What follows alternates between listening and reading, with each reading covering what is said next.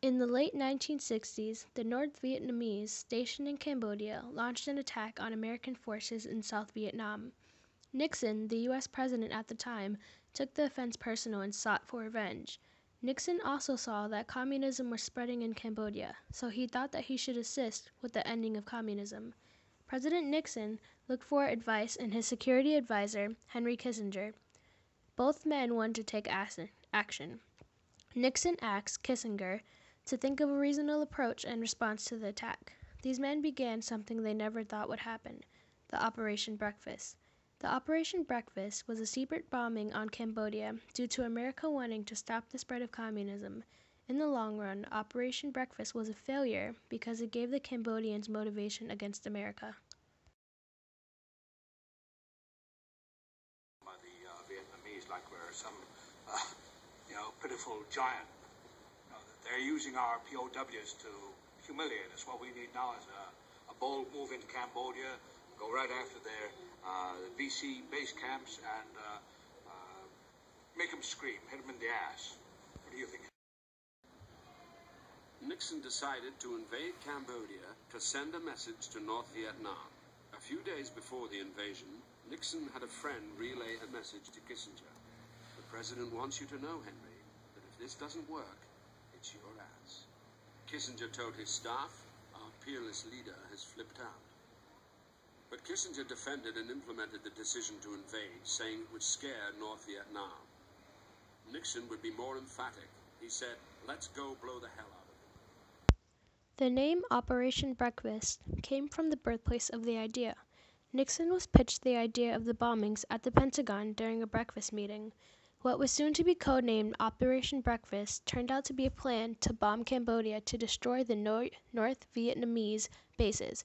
This would ultimately become a failed attempt to stop the spread of communism. The attack in the end motivated those in Cambodia to fight back and to unite into one against the U.S. For this reason, America's bombings can be seen as a failure due to the fact that the war was worsened after the bombings.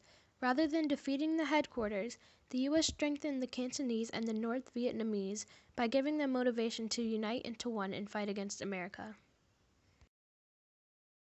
Nixon and Kissinger's Vietnam strategy was still entangled in Cambodia. The secret bombing had failed to destroy the sanctuaries. The North Vietnamese had formed an alliance with Cambodian communists and had moved deeper into the country.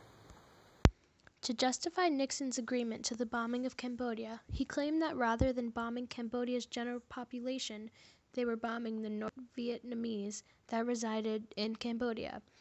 To justify himself yet again, he believed that since no American soldiers were currently fighting in Cambodia, he was putting no one in danger's way.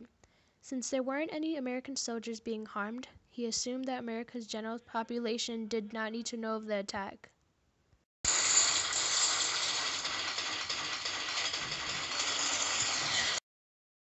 A reasonable question that should be going through your head is, what did America think about the attacks at the time?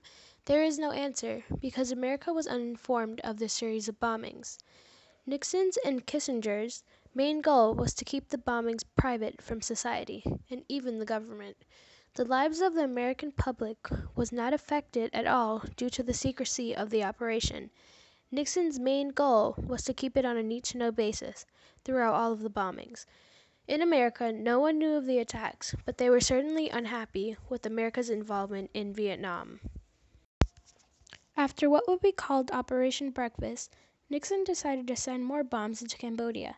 These bombings became known as the menu bombings, or Operations Lunch, Snack, Dinner, Supper, and Dessert.